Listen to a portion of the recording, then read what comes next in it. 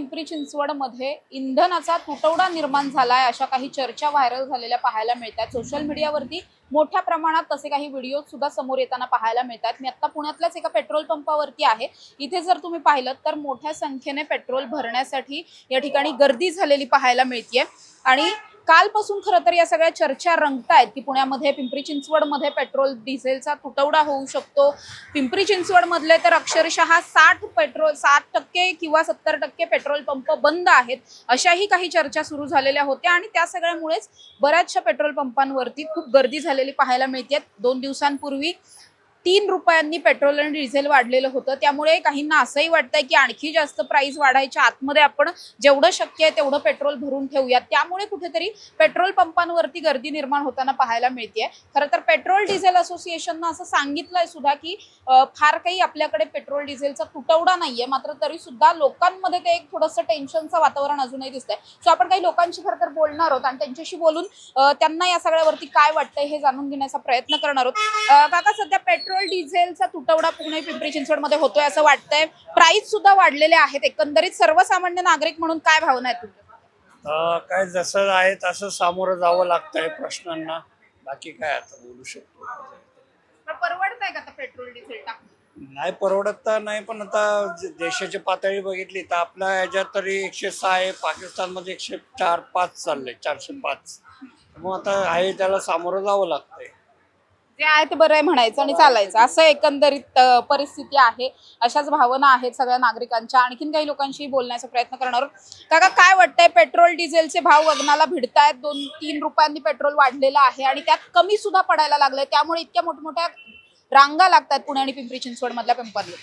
याच्यावर मार्ग परवडतंय का तुम्हाला पेट्रोल आता? परवडत नाही, पण सहन करायचं किंवा जसं मोदी म्हणतायत की शक्यतो सार्वजनिक वाहतुकीचा वापर करा। काहीच नाही, सर्वसामान्य माणसांनी फक्त सहन करायचं। जे गव्हर्नमेंट निर्णय घेतात ते फक्त सहन करायचं, बोलून काही उपयोग नाही, काहीच उपयोग नाही, बोलून काहीही उपयोग नाही। कारण एक सांगू का तुम्हाला, ज्यांना बदल करायला पाहिजे ते बदल करत नाही आणि आमच्या हातात काही नाही। आम्हाला जर ते म्हणजे बदल करण्यासाठी जी काही यंत्रणा लागते ती गव्हर्नमेंटच्या हातात आहे। पण सरकार सध्या म्हणताय ना की तुम्ही बस वापरा, मेट्रोनी प्रवास करा, गाड्या नका वापरू जास्त, पेट्रोल डिझेल वाचवा थोडंसं। बस जास्त सोडा। पण बस आहेत का, बऱ्या आहेत का पुण्यातल्या बस? काही ठिकाणी बरे आहेत, काही ठिकाणी कमी आहेत, कमी जास्त आहेत। पण जिथं कमी हे सगळं आंतरराष्ट्रीय पातळीवरती जे काही चालू आहे, युद्धाचे परिणाम भारताला भोगावे लागतात, त्या सगळ्यामुळे सरकारचं अपयश आहे असं वाटतंय का? नाही, सरकारचं अपयश नाही, त्याला सरकार काही करू शकत। नक्कीच आपण बघतोय काही जणांना असं वाटतंय की हा आंतरराष्ट्रीय पातळीवर सरकारनं काही अपयश वगैरे हे सरकारचं नाहीये असं काहींना वाटतंय, तर काहींना असं वाटतंय की सरकार अपयशी ठरतंय या सगळ्यामध्ये। आणखीन काहीशी बोलणार आहोत। काका, काय सध्या पेट्रोल भरणं परवडतंय का दररोज ट्रॅव्हलिंग करणं? नाही परवडत। आमच्या जागी तुम्ही असं तुम्हाला परवडलं असतं का? नक्कीच नाही, आम्हालाही परवडत नाही। नाही परवडत। तुम्ही थोड्या वर्षांनी बघा, हे आता तात्पुर आहे, पण थोड्या वर्षांनी बघा परत गाड्या येतील आणि मला नाही वाटत की पेट्रोलचे भाव कमी होतील। बरोबर आहे, कुणी असू द्या, साध्या माणसाला परवडतं का? नाही परवडत। पण आता हे नेते मंडळी वगैरे बरेचसे एकाच गाडीतून फिरणं, 2 गाड्यातनं फिरणं वगैरे हे सगळं करतात, हे स्टंटबाजी असं वाटतंय? ऐका, हे राजकारण आहे। हे राजकारण असं असतं की लोकांना दाखवायला की आम्ही पण गाडीवर चाललोय, हे लोकांना दाखवायला। हे जास्त वापर कशाचा, मेट्रो झाला, इलेक्ट्रॉनिक झाला, याचा वापर जास्त आहे। तुम्ही विचार करा, आज आमच्या जागी तुम्ही गाडी घेऊन आल्या, तुम्हाला परवडलं असतं का? तुम्हाला 15-20 हजार रुपये पगार आहे, 5,000 तुमचं खोली भाडं आहे, तुम्हाला परवडलं असतं का? नाही परवडलं। सरकार अपयशी ठरतंय या सगळ्यामध्ये असं वाटतं? नाही, भाव आहे ना कमी नाही होणार, वाढणार। आता ही पेट्रोलची जी झळ बसलेली आहे ही सर्व सामान्यांना बसलेली आहे आणि हा सर्व गरीब समाजांचं म्हणजे सर्व सामान्य लोक आहेत सगळे पेट्रोल भरणारी। आज तुम्ही विचार केला तर आज देवेंद्र फडणवीस साहेब फक्त 5 मिनिटं फोटोशूटसाठी फक्त बाहेर आले थोडक्यात शूटिंगसाठी, आणि ते परत गाड्यांचा ताफा घेऊन परत आपल्या लाईनीत चालू झाले. म्हणजे त्यांना माहिती आज उन्हाची झळ काय लोकांना बसते सर्वसामान्यांना, आणि आज सर्वसामान्यांना पेट्रोल भरायचं म्हणलं तर आज सगळे पैसे वाढले, सगळ्या गोष्टी वाढल्यात, अन्नधान्यापासून सगळं वाढत गेलंय. म्हणजे जो 5,000 रुपये त्याचं बजेट होतं अन्नधान्य भरण्यासाठी घरात, ते आज 8,000 रुपयावरती गेलं. म्हणजे 3,000 रुपयांनी झळ बसली लोकांना, आणि ती झळ एवढी बसली की सर्वसामान्यांचं आज जगणं मुश्किल झालेलं आहे. त्यामुळं लवकरात लवकर या यंत्रणेंना सरकारने विचार करावा, आणि या मोदी सरकारने तर नक्की विचार करावा. का हे सरकार असं झालंय की 5 मिनिटं शूट करतंय फक्त स्वतःचं फक्त दाखवण्यासाठी. मी विधान भवनात चाललोय, विधान भवनात तुम्ही चालले आहेत मान्य आहे आम्हाला, बुलेट घेऊन 10 बुलेट घेऊन चाललेत, त्याचं पेट्रोल तेवढंच जातंय आपल्या 4 व्हीलरवानी. आणि दुसरा विषय हे तुम्ही जो ताफा काढलाय आज 10-15 गाड्यांचा, आता हे तर पेट्रोलच चालवलं ना तुम्ही, आणि मोदी साहेब म्हणतात की पेट्रोल वाचवा आणि सोनं घेऊ नका. अरे मग सोनं घेऊ नका, मग सोनाऱ्यांनी काय करायचं? आता घरात पुती ठेवायची का सोन्याची? हा पण विचार पडलाय. मग त्यांचा धंदा कसा काय? आज त्यांनी पण लाखो रुपये खर्च केलेले आहेत, आज त्यांचं पण पोट उपाशी राहणार आहे, याचा पण विचार व्हावा. आणि सर्वसामान्य शेतकऱ्यांचा पण विचार व्हावा. आज कांद्याला 2 रुपये व्हावा, आज 10 रुपये 5 रुपये किंमत झालेली आहे. त्यांचा तर विचारच व्हायना. काय शेतकरी पण मारायला लागले आज. तर शेतकऱ्याचं मारायला लागला असेल तर सर्वसामान्यांची पेट्रोल कसं काय भरायचं? हा सगळ्यात महत्त्वाचा मुद्दा आलाय. आज कांद्याची पण परिस्थिती बघा, फेकून द्यायची कामं आलीत आज भाजीपाल्याची गोष्ट आली. सर्वसामान्यांनी जगायचं कसं काय? आणि जो शेतकरी वर्ग आहे आज, त्यांनी सगळ्या गोष्टी आपल्या जीवनासाठी सगळ्या गोष्टी केलेल्या असतात, पण त्यांना तर काहीच मोबदला नाही. म्हणजे ते तर नुकसानातच आहे आज. एवढी परिस्थिती भयानक झालेली आज. जय हिंद, जय महाराष्ट्र. माझ्या तरी मते महागाई तर वाढतच राहणार आहे. पंतप्रधान मोदींच्या हातात सत्ता आल्यापासून बऱ्याच काही चेंजेस झालेले आहेत. नागरिकांना बऱ्याच काही सुखसुविधा मिळालेल्या आहेत, बरेच काही चेंजेस झालेले आहेत. रस्त्यांचे प्रॉब्लेम सॉल्व्ह झाले आहेत, बाकी इतरही बऱ्याच गोष्टी आहेत. फक्त तुम्ही पेट्रोल आणि डिझेलवरच जर लक्ष केंद्रित केलं तर नागरिकांनी याचा विचार करावा की त्याचा वापर कमी प्रमाणात करावा. गरज असेल तर गाड्या, लोक 1 किलोमीटर जायचं झालं तरी तुम्ही गाड्यांचा वापर करता.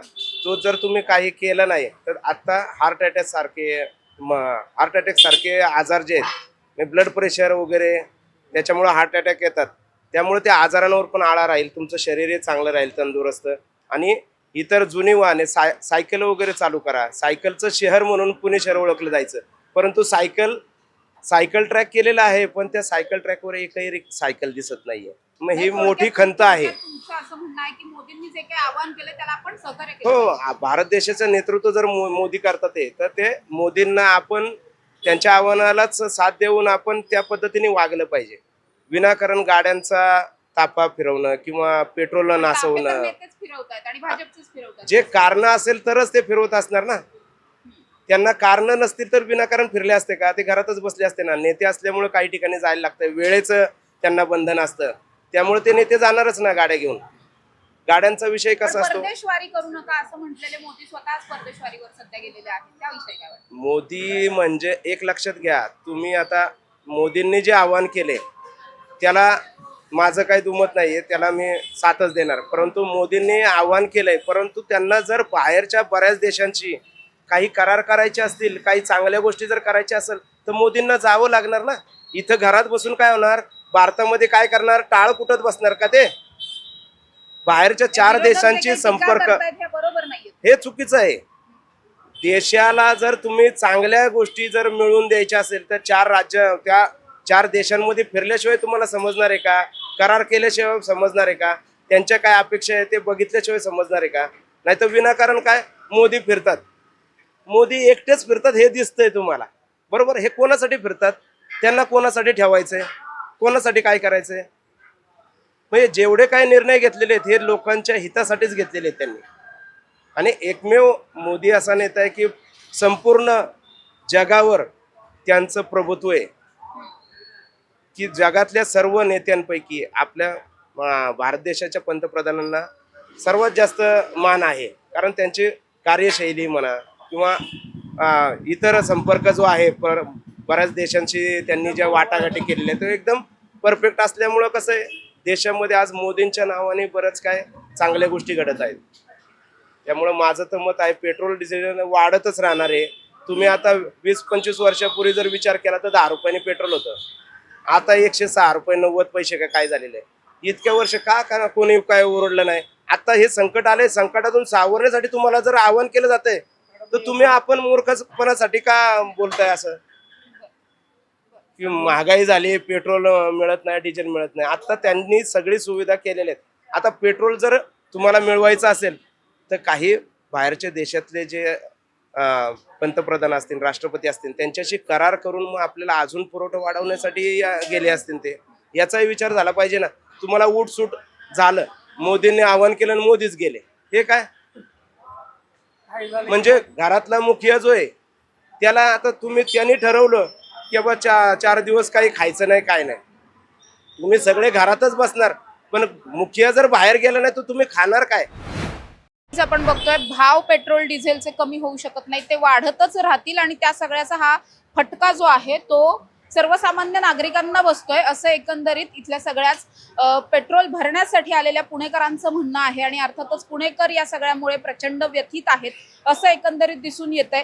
आपण बघतोय आत्ताही या रांगा लागलेल्या आहेत. इव्हन पेट्रोल डिझेल असोसिएशननं सुद्धा असं सांगितलंय की फार काही यामध्ये शॉर्टेज वगैरे नाहीये पेट्रोलचं, मात्र तरी देखील नागरिकांमध्ये थोडंसं एक भीतीचं वातावरण आहे आणि त्यामुळे पेट्रोल डिझेल भरण्यासाठी ही गर्दी पाहायला मिळते. पेट्रोल डिझेलचे दर सातत्यानं वाढतायत. जगातच खूप मोठ्या पातळीवरती हे सगळं शॉर्टेज सध्या अनुभवायला मिळत आहे. मात्र सध्या तरी पुण्यातले एकंदरीत परिस्थिती पाहता बरी परिस्थिती आहे असं आपण म्हणू शकतो. पण तरी सुद्धा नागरिकांनी पॅनिक न होता, विनाकारण जास्तीचं पेट्रोल न भरता पेट्रोल डिझेलचा जो काही सुरळीत पुरवठा होतोय तो तशाच पद्धतीनं होऊ द्यावा, अशा पद्धतीचं आवाहन जे आहे ते पेट्रोल डिझेल असोसिएशनच्या वतीनं करण्यात आलेलं आहे. आणि त्यामुळेच एकंदरीत आपण पाहिलं तर संपूर्ण पुणे आणि पिंपरी चिंचवडमध्ये जी काही थोडीशी धाकधूक नागरिकांमध्ये होती ती या बातमीच्या नंतर कमी होताना पाहायला मिळते की सध्या तरी इंधन हा पूर्णपणे आपल्याकडे सुरळीतपणे पुरवठा होतोय असं एकंदरीत दिसून येत आहे. कॅमेरा पर्सन शिवाजी साळुंखेंसह समृद्धी जाधव, टॉप न्यूज मराठी, पुणे. आता जोकासु STP या अत्याधुनिक जॅपनीज तंत्रज्ञानाने सुसज्ज, quick installation, energy efficient, noiseless blowers, low maintenance या आणि अशा वैशिष्ट्यांनी परिपूर्ण जोकासु STP तंत्रज्ञान प्रकल्प उभारणीपासून ते विक्री पश्चात समाधानकारक सेवा देणारी, भारताबरोबरच परदेशात देखील प्रकल्पांची यशस्वी उभारणी करणारी company Deccan water treatment private limited.